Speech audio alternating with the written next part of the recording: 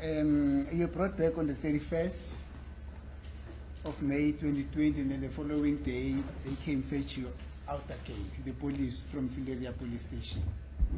Bathi ke ngelanga la nge-31 zakaMeya amaphoyisa akumikisa lapha namhlanje akubuyisela lapha ngaphansi kwesikhumulo sesiphoyisa saseFileria bese babuya futhi ngelanga lokuqala kwenyanga kaJune bakulanda futhi. Yeah. Yes. Then what happened on the 1st of June? Bathi ngabe yini ke yenzeka ke mfowethu ngelanga lokuqala ngenyanga kaJune? Sahamba saya eThembisa Court. We then went to Tembisa Court. Yes. Yebo. Afike sangena ecourt ngathola ilawyer uMatsheka. Uyilawyer elalingimele. Umphila futhi angizwile. Matshele. Ukuthi lezi zingibongo ziyangifuna Matsheka into efana naleyo kodwa. I then found a legal representative. I have a difficult in pronouncing his surname, Machela or Macheka, something like that. Let's put it this way.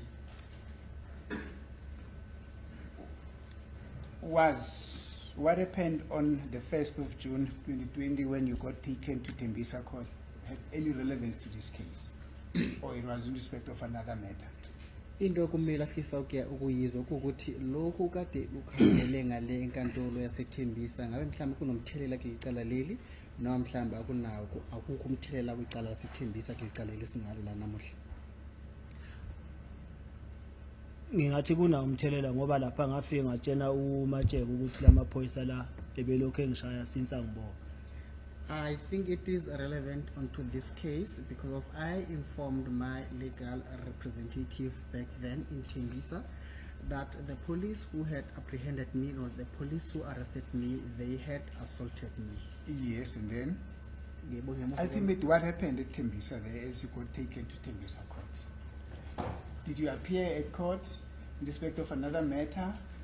Or in brief, what happened? Okay, into kumele afisa ukuyazi ke bafo ukuthi ngesikhathi bolapha eThembisa kwinkantolo yakhona waqhamuka ngaphambi komantshi noma ngaphambi kwenkantolo futhi yini eyenzeka lapha yana ukunciphile nje usitshele lokuthi yini eyenzeka moseThembisa ngayeThembisa bathi ngiyela inhlamvu namadrugs. I was taken to Tembisa Magistrate Court. They informed me that I will appear there for dealing in drugs and also for possession of ammunition. Yes, and did you appear? Waqhamuka phambi komantshi? Ngaqhamuka phambi komantshi. Yes, I appeared before the magistrate. And what happened to the case? Yini eyenzeka kucala khona? Balihlehlisa bathi ngibuye bathi ngibuye nge-8. They then remanded the matter to the 8. And then what happened thereafter? You had an excuse. After having been excused, what happened? Did you go back to Fileria? Balihlehlisa icala ngemuva ukuthi bahlehlisa icala phela seThembisa ngabe yini eyenzeka bakunikisa emuva lapha eFileria noma yini eyenzeka babeqeda ukuhlesa bangithatha bangibuyisela eValeria futhi. After the matter was remanded, they then took me back to Valeria again. Thank you. Let's go to the 5th of June 2020. Tuyabonga ke umeli uqala ukuthi siye kwilanga la nge-5 zakaJune ngomnyaka ka2020. Maybe just to check your mind, this was the day on which there was an alleged pointing out that was done. Pointing out, not an inspection in loco, pointing out. Athi ukhubuza kumcabango wakho ke ilanga la nge-5 zakaJune ngomnyaka 2020 kade kungasiyo ke inspection in loco usuthi le ndawo kade uhambile watshengisa ukuthi washaya kanjani kade kuphi noma yini eyenzeka ngelanga lakhona kepha ke ilanga la nge-5 zakaJune ilanga lapho wena ke bahamba nawe bathi bahamba nawe khona wafika nabatshengisa ke izinto mhlawumbe wakhombisa ke izinto uyakuzwa yini bafo? Ngiyakuzwa. Understood. And that is what I want us to talk about. Take us through from the early hours of the morning what is happening. Athi lokho afisa isikhulume ngakho ke uqoqa usithathu usike ematheni ukuthi kahle kahle iqala ngamahora akusasa ngalo elangeni leli yi5 ngenyanga kaJune ngomnyaka ka2020 ngabe yini eyenzeka? Isikhathi abangithatha ngaso angisikhumbuli ukuthi kwakubani isikhathi kodwa bafike ekseni I don't remember the time that in which they came. However, they came during the early hours of the morning, not during the morning hours. kwakuwumhane It was Muhane, ubongani Bongani, uncamane Ngamane, nama-traffic cop and also traffic cops. Yes. bafike bangithatha ekuseni They, ngangingazi kiwaphi ngabona sesingena ephosphorus they took me during the morning and I did not know as to where we were going. I only came to notice when we were driving, when we were entering through the Phosphorus. safike sangena kuleya ndawo kamasipala yasephosphorus We then drove inside the municipal area of Phosphorus. Now, which place is that municipality area? Which one is it now? But iyiphi indawo le emahhovisi kamasipala mhlawumbe indawo kamasipala ke yasePhosphorus? le engayibonisa ikatolo ngalela langa The one that I showed the court on that day, Would that be the day of the pointing out of the inspection in local? ilanga leli kade nihambe nenkantolo nabafowethu nabameli nabashushisi niyobe kwenza khona inspection lokho. yebo la engangibakhombisa khona Yes, where I was pointing out. Thank you, may proceed. so masifika laphaya bangitshena ukuthi bafuna ngiyokhomba indawo la okwafela khona usenzo meyiyo When we arrived there, they told me that I should take them and show them where Senzo Meyiwa died. Mr. Sivia, we need to try and bring it a little bit closer home. When you say they, you see, we might not have a clue who you're referring to. Try to be a bit specific. Okay, uyacela ke umail ukuthi uma ukhuluma mfowethu ne ungasho ukuthi bangi noma bona benza lokho. Uqonde ngqo shesikhulu. ubongane nomhane babetha akufanele bafuna ngiyokhomba indawo la kwafela khona usenzo meyiyo It was Bongane and Mukhane. They told me that they want me to go and show them where Senzo Meyiwa had died. Thank you. ngabatshena ngathi mina ngazi la kwafela khona usenzo meyiyo I then informed them that I don't know where Senzo Meyiwa died. ngoba angaze ngize ngibone kufa usenzo meyiyo akaze ngibe khona makufa usenzo meyiyo angikwazi ngokufa usenzo meyiyo angaze ngimbulala usenzo meyiyo I further informed them that I did not see where Senzo Meyiwa died and I don't know where he died and I was not even present when he died. And I don't know anything about his death. Yes. so bathi bona ngizokhomba They then said to me, I will point out. ngathi mina angazi lapho kwafela khona usenzo meyiyo I then replied to them by saying that I don't know where Senzo Meyiwa died. so ilapha abangihlalisa khona phansi khona lapha ya ephosphorus lapha ya endaweni kamasipala That is where they then told me to sit down right by that municipal area in Phosphorus. babe ngibuza lo bethe kufanele ngiyokhomba ngibatshela ukuthi angazi la baqala khona ukungishaya futhi bengifaka iplastic bengivala umoya ebusweni When they said that I should take them and do the pointing out of where Senzo Meyiwa died, and I then said I don't know. After I said that I don't know about his death, they then started assaulting me. As they were assaulting me, they then placed a plastic all over my face. Bakuvuboza ngeplastic.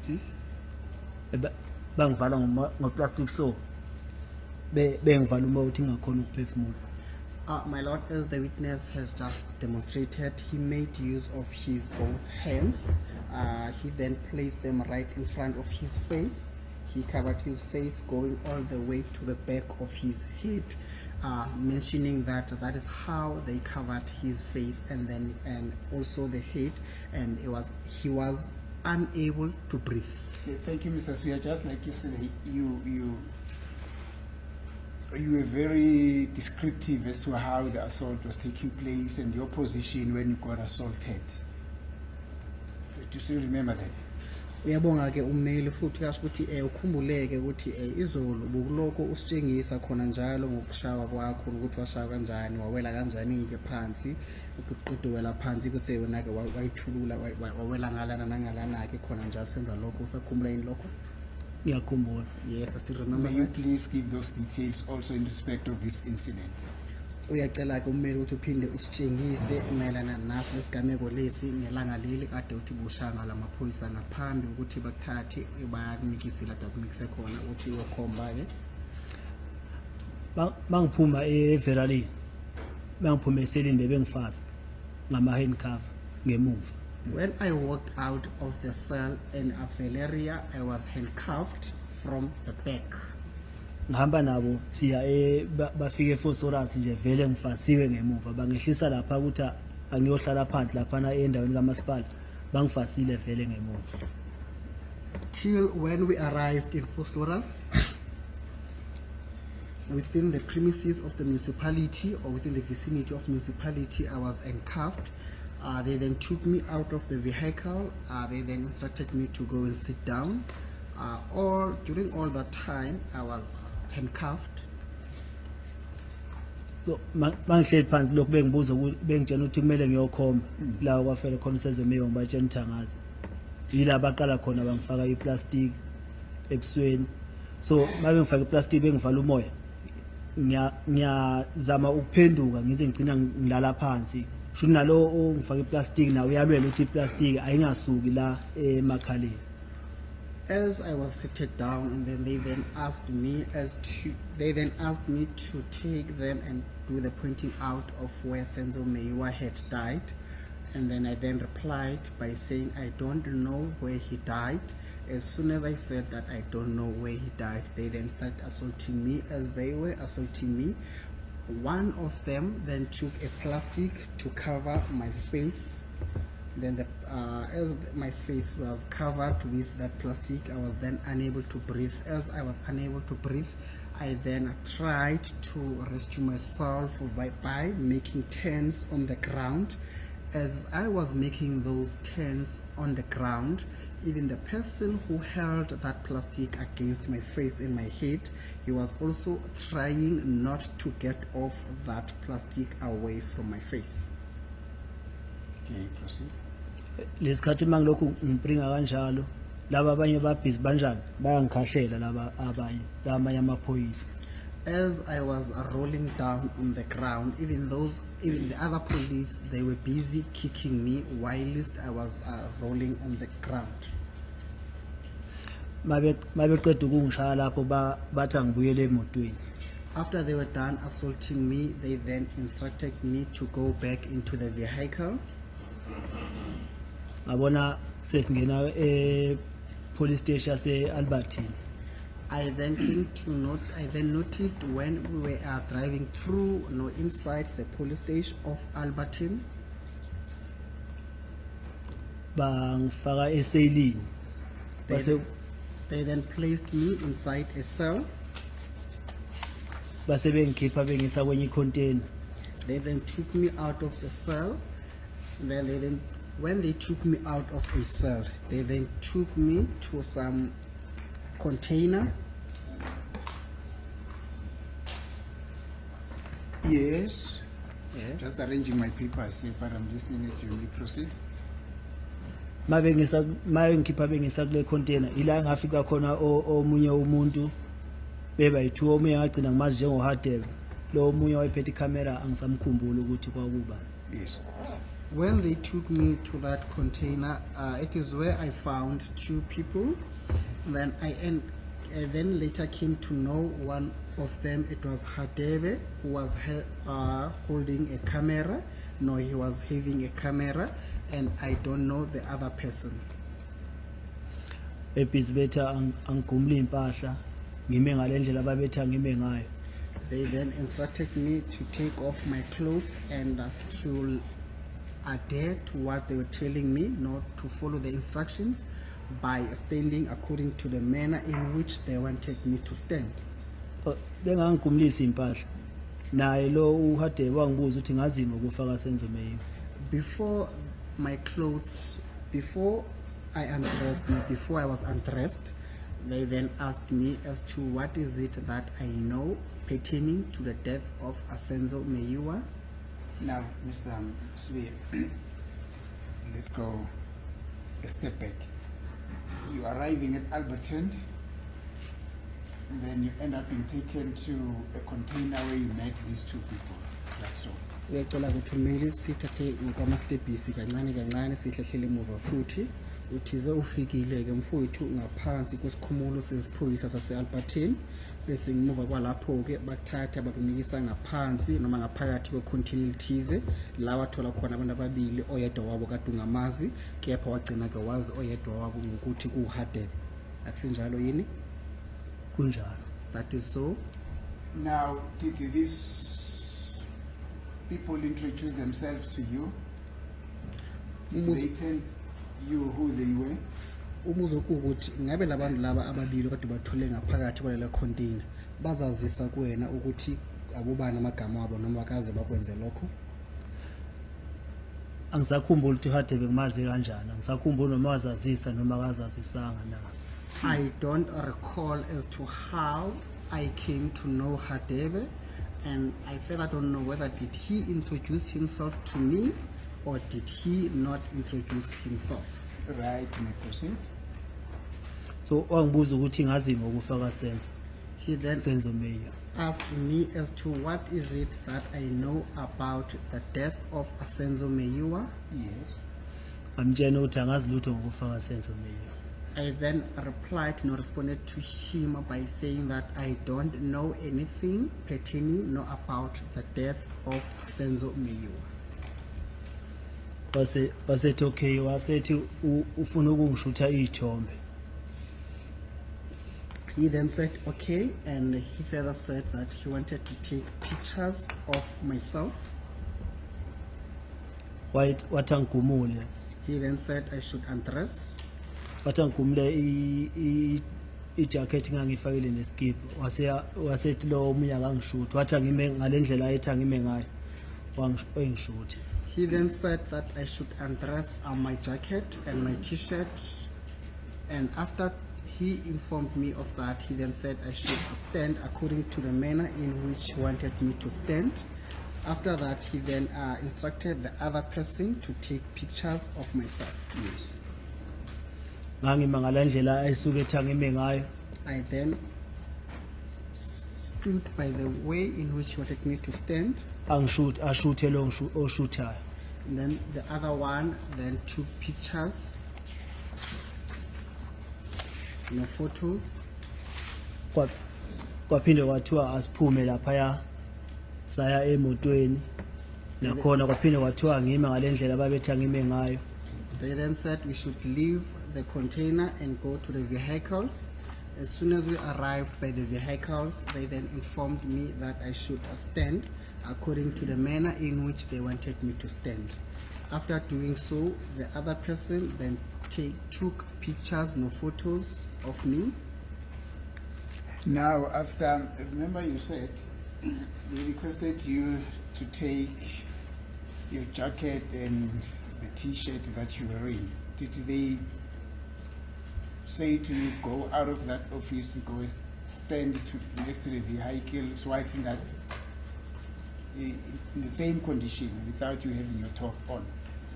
Or they then said to you, then you can. Okay, what happened?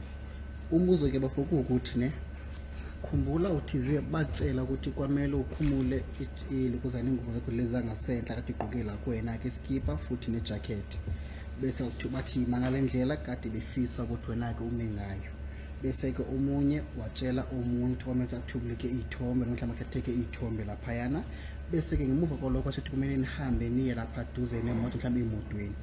Umbuzo ukuthi ngesikhathi bophuma ngaphakathi kwalela container usiya lapha yana emotweni ngabe kade unqumula kuwena ngasenhle ungagqokile noma ubugqokile ingubo zakho? Bese ngigqokile mangiphuma econtaineni bathi angigqoke. Before I was already wearing my clothes, before I could live inside that container, they instructed me to dress up. Okay. So upon arrival at the vehicle, what then happened? bese ke nafika lapha ke duze nemoto mhlawumbe lapha emotweni yini eyenzeka. Masifike eduze kwemoto bathe angime ngalendlela lo uhade bayitha ngime ngayo wase yangishutha lo owayephethe icamera. When we arrived by the vehicles, then Mr. Hadebe instructed me to stand according to the manner in which he wanted me to stand. After standing up according to the manner in which Mr. Hadebe wanted me to stand, then the other person captured photos again. Baphinde bathi angene emotweni ngihlale kule seat bangibona isithi okumele ngihlale kuyo. They then said I should get inside the vehicle.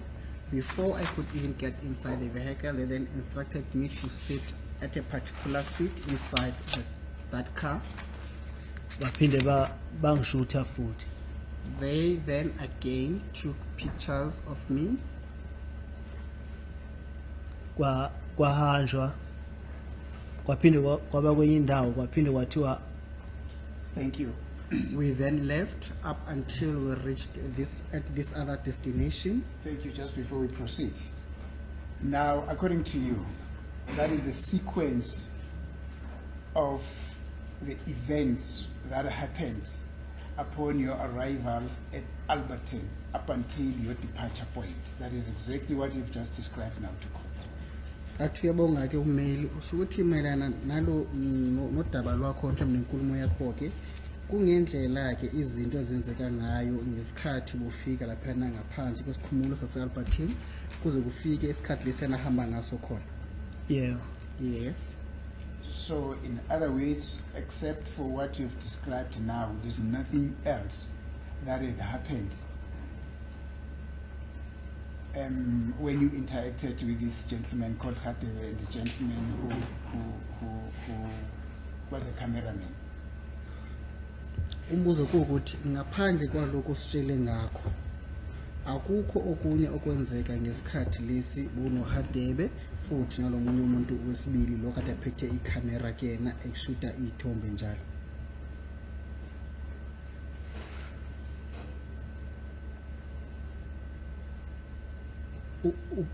Ukukhuluma ukuthi ngakhuluma nabo. To say that I had a conversation with them or Yes. yebo. Any other thing, whether a conversation, whether maybe they requested you to eat or something, any other thing if you so remember. Athi yebo inkulumo kade ikhona phakathi kwakho nomnumzana Hadebe futhi nalomunye umuntu wesibili lo kade akhatha ke izithombe mhlambi nakhuluma mhlambi khona into athi mhlambi kumele uyeke mhlambi kumele ukuthi udle ukudla. Filling of papers, you being requested to sign any papers or what, as we have mentioned with what happened at when you met Mr. Mbote at Dobsonville police station. Athi kwenza isibonelo enze ufana ngamashini esikhathi lesi wahlangana nomnumzana uMbotho khona la kade nake wacela ukuthi wena kusayinda amaphepha la kade nekwagcwalise ngokwakhe. Now remember, this is before you could leave. To Dobsonville. Khumbula lokhu athi yinto mhlawumbe engabe yenzeka ngaphambi kokuthi nihambe liyakhuluma ade nihlanganele kuyona. Before emva kokuba siphume akhona amaphephe esawasayina emva kokuba sebengishuthile izithombe. After they were done taking pictures of me, there are papers in which I signed.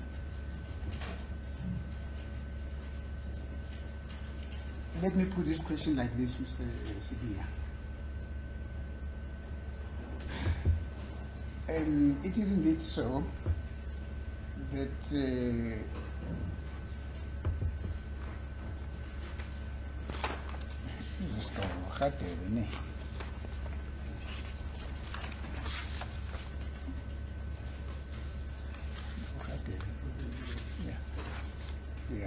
now I think it's I don't know, I can't remember, it was Colonel Hadebe or Lieutenant Colonel Hadebe, but let's refer to him as Mr. Hadebe.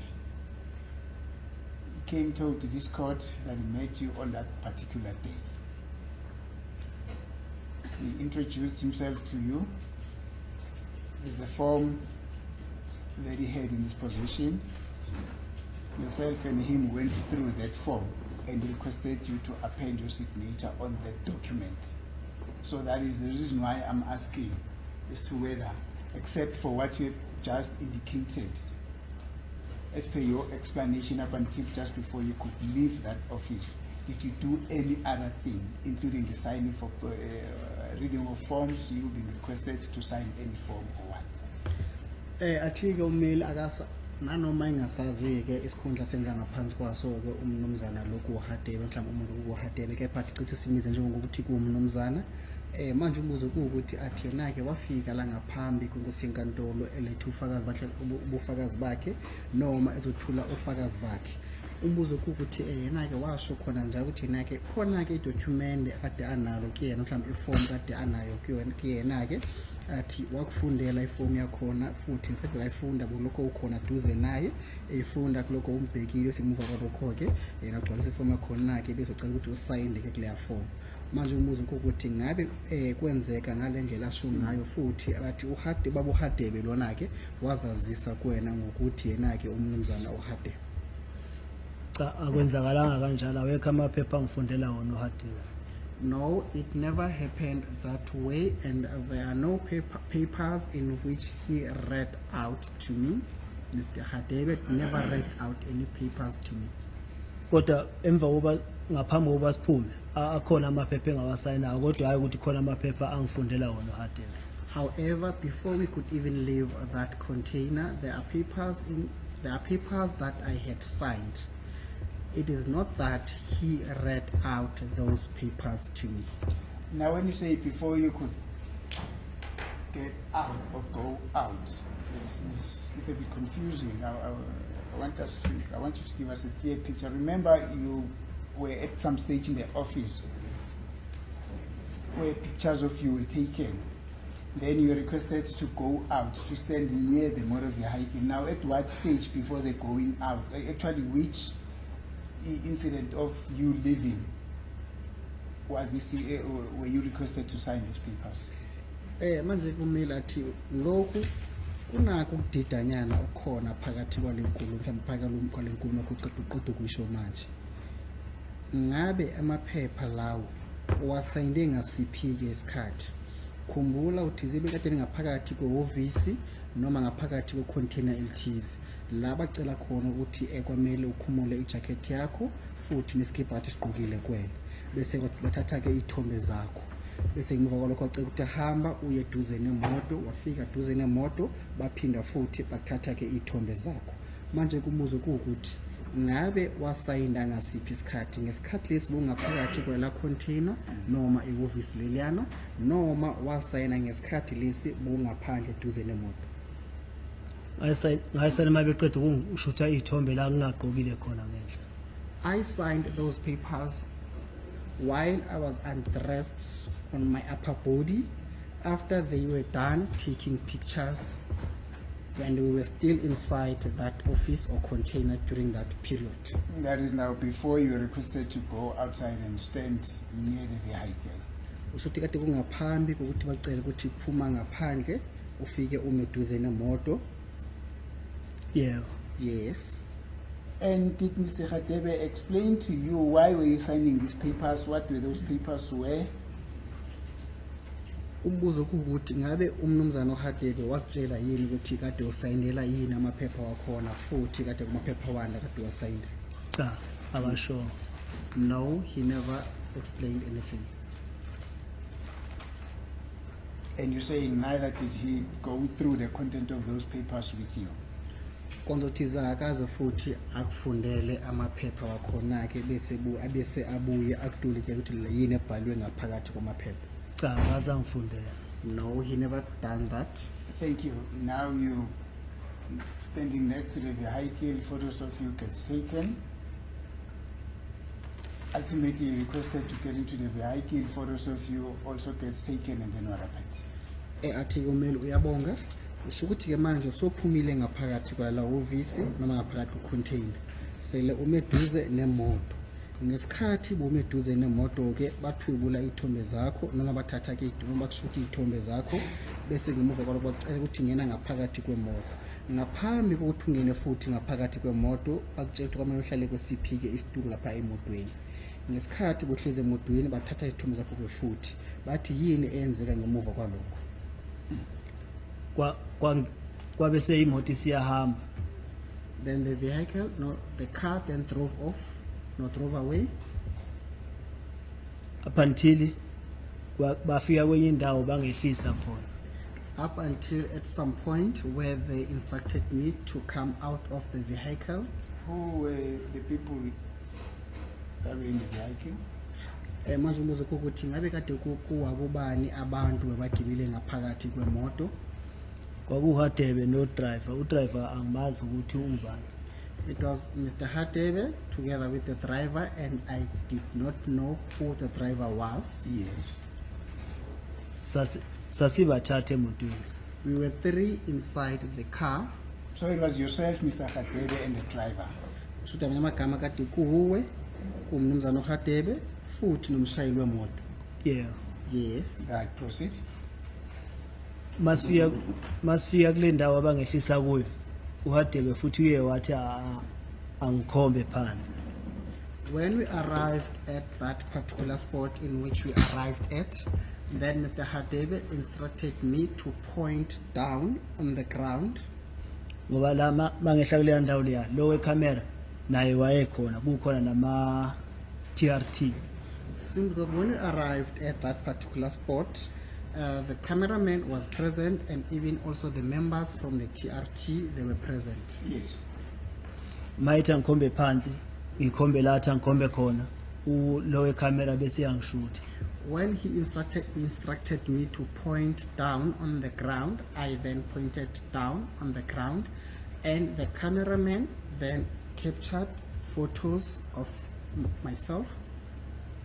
Masiqeda saphinde wathiwa sibuyele emotweni futhi. After that, they then instructed me to go back into the car again. Kwahanjwa futhi waphinde wathiwa kwenye indawo angehle futhi. They then drove off up until we reached at this other place, no spot. After we had reached at that other spot, they then instructed me to come out of the car. uHadebe futhi waphinde wathi angikhombe phansi futhi. Then Mr. Hadebe instructed me to point down. Lo wecamera naye phinde ngishuthe futhi. Then the cameraman again took photos. Mabeqeda futhi ukuthi ngikhombe phansi kanje sebengishuthile waphinde kwathiwa ngene emotweni futhi. After they were done taking photos, they then told me to go back into the vehicle, and indeed I went to the vehicle. Sabuyela emumva kuleli office le container se-Albertine. We then drove back to the office, to the container office, which was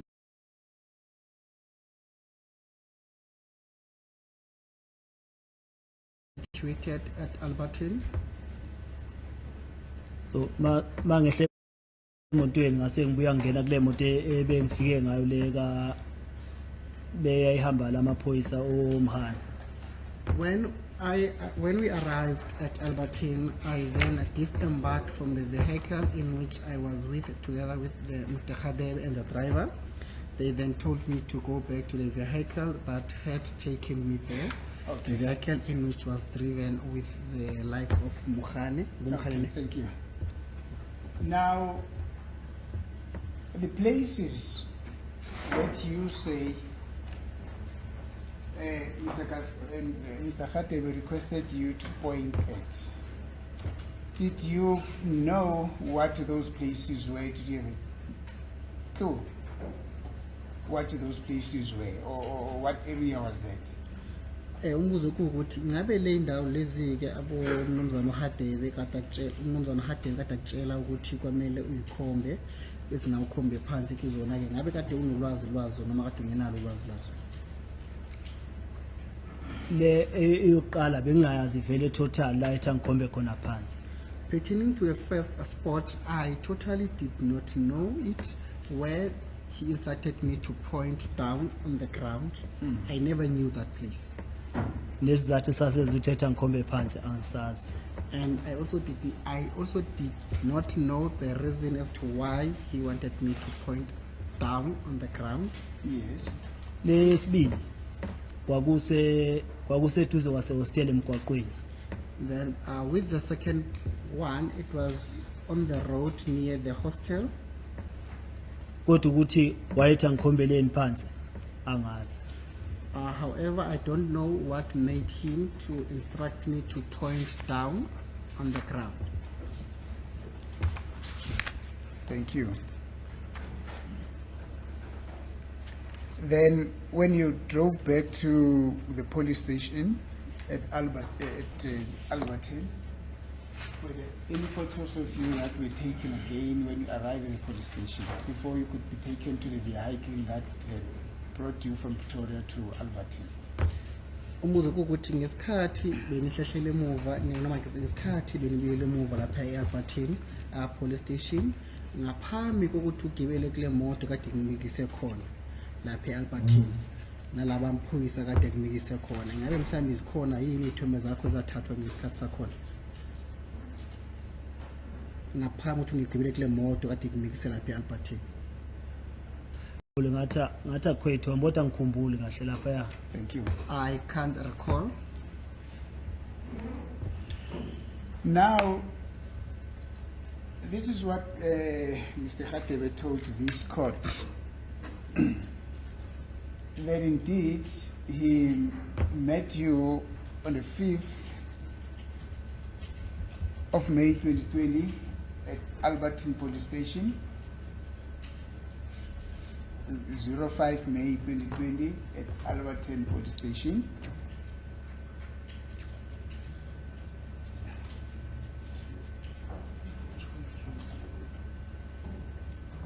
June. Yes, 5 June. I'm sorry. I'm actually looking at his honor form here. He's speaking about May, but now we know it's 5 June. Yeah, on the 5th May, June, he met you there. And then there's a form which has been handed in to the court. And then he told this court that he introduced himself to you. You were in an office. You were sitting down. He introduced himself to you, and then he took you through that form. In other words, there are questions that were in the form. He read those questions to you, and then you answered those questions up until the end of that form.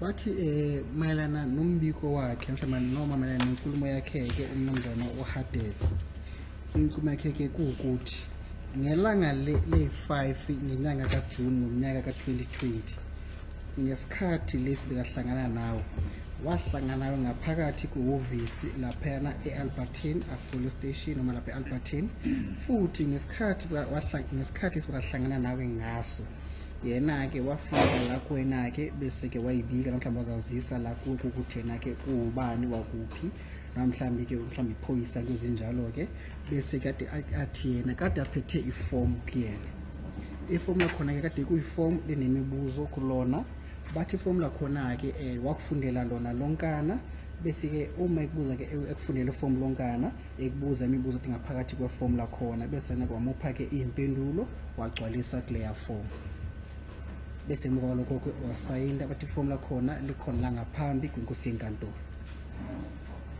Akaze kuze kwenzeke kanjalo ayikho imibuzo uHadebe bayingibuza wona ebhala phansi okwesibongo sakhe angikhumbula ukuthi uye wangitshena isibongo sakhe noma amaphoyisa la engangihamba nawo so lokho ngeke ngize ngikukhumbule kahle ukuthi isibongo ngasitshena uye lamaphoyisa mara kulokho ukuthi kunemibuzo ayingibuza wona ngiphendula mina ebhala phansi yena ayikho. It never happened that way. Mr. Hadebe never read out the questions from the form, and I never gave him answers for the questions that were inside, that were written on the form. Pertaining to his surname, I cannot recall whether is he the one who made mention of his surname, or maybe his surname got to be mentioned by the other police officers or members whom they were present during that day, since it has been a long time. Therefore, I cannot recall as to how I came to know his surname.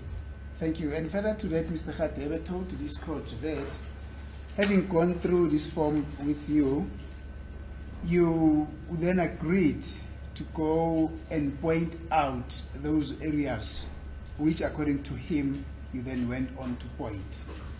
Bathi wathi umnumzana uHadebe ngemuva kokuthi nake akufundele iform lakhona bese ke wena ke umphe impendulo zakhona kade uyimisele ekuthizeni uhambe naye uyumtshengisa lezo ndawo kade umtshengisa zona. Akukho kanjalo, ayikho indawo engangayimisela ukuyikhombisa uHadebe. That is not how it happened, and I did not intend to point out any places to him.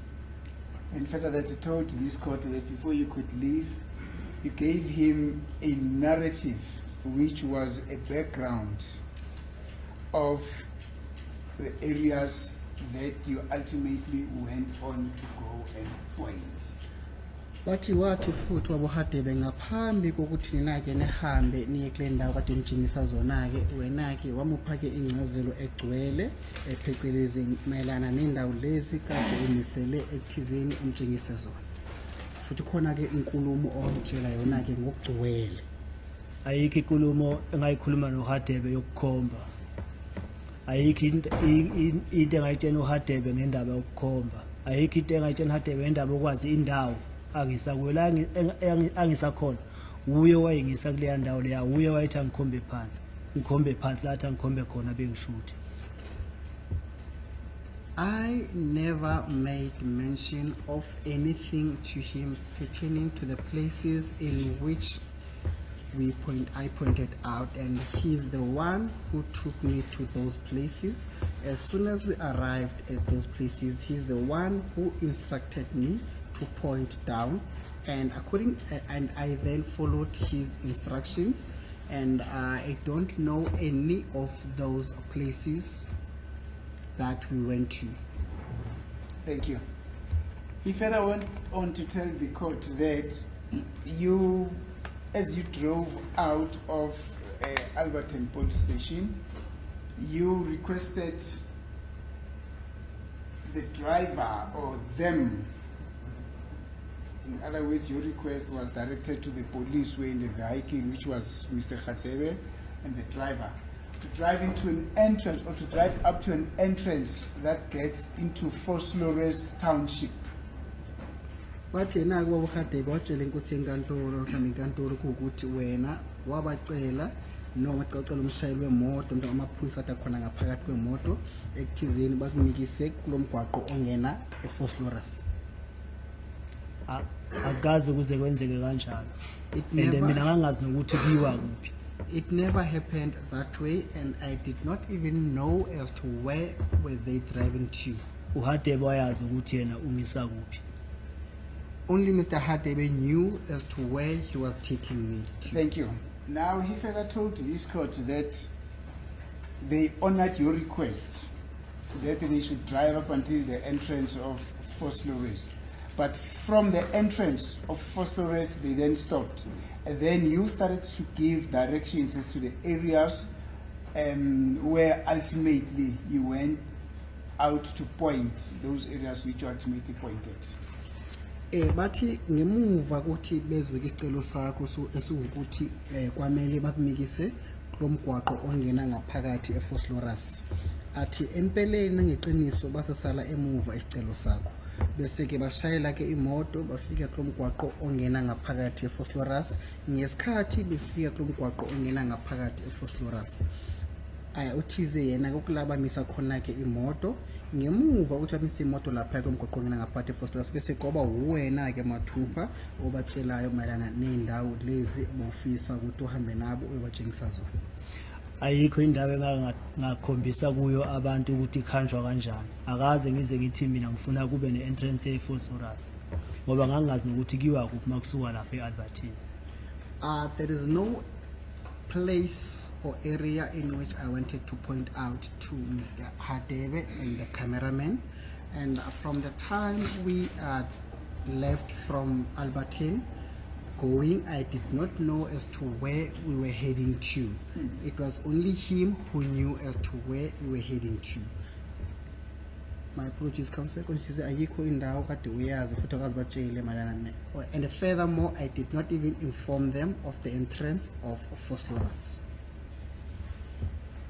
Thank you. To a larger extent, this was how he then got taken to the points where he ultimately ended up pointing. In other words, he's told to this court that he did not know this orders. It is actually you who took them. Athi ke manje amagama egcineni nagcina nifika ke kuzona ke le ndawo wena ke kade umtshengisa zona bathi uthize kade angazazi lezi ndawo kade batshengisa zona kepha kade kuwe ubunolwazi mayelana nazo lezi ndawo kade umtshengisa zona. Mina bengazazi izandawo ebengihambisa kuzo yena uHadebe. Uye umuntu wayidirect ukuthi akiwe lapha ya and uye umuntu wayithi mina ngikhombe phansi. I did not know those spots where Mr. Hadebe took me to.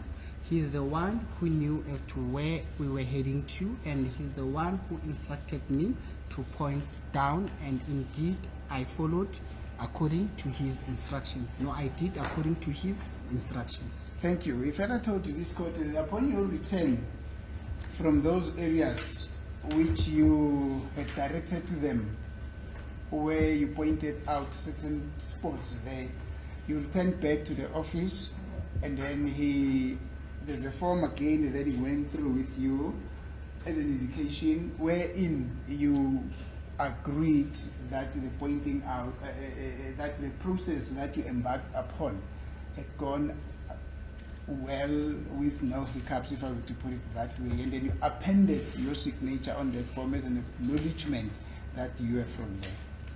Bathi futhi wabuye washo ke nomuntu ufakazi bakhe ukuthi ngesikhathi kade ngiqede ukubuya lapha esikhumulweni samaphoyisa saseAlbertine ngemuva kade nihambile nikulozo ndawo kade wona ke yobatshengisa zona ke bathi yena uthize kade likhona ke iform kade aliphethe kena iform lakhona ke ukuthi wena ke wakutshengisa mhlawumbe wakutshela ngalo mhlawumbe wakufundela lona ke ekuthizeni enze isiqiniseko sokuthi kade wanele yini emelana nale ndawo kade ubamikise kuzona thizeni uyokhomba zona ke mhlawumbe batshengise zona bese ngemuva kwalokho ke wabuya wasayinda iform lakho. Alikho iphepha uHadebe abuya ngifundela lona masibuya lapha ya and ngangeke ngize ngibe right ngithi mina ngihappy ngoba yonke lento yayenzeka lapha ya yayenzeka ngetando yawo amaphoyisa yiwo ayingenzisa le nto leya ngempoqo yawo ukuthi betha ngikhombela ngikhombe na betha ngenze lokhu abakusho. There is no form that made that I was happy with as soon as we come back from the pointing out, and then what I did, it was according to their instructions. I followed their instructions, know what they were instructing me to do, and indeed I did so. And akukho konjaktizini ngiliphinde futhi bafo iphindele akukho mina engangikwazi ngale ndawo babengikhombisa akukho engangikwazi ngale ndawo babengikhombisa yona lapha. And there is nothing that I knew about those places, nor those spots in which they were showing them to me. Now, about the spots that were shown to me before I could point out. Okay, thank you. My Lord, I realize that it is almost 2 minutes to 1 o'clock. May I request for a lunch adjournment? We'll proceed when we come back. So, lunch.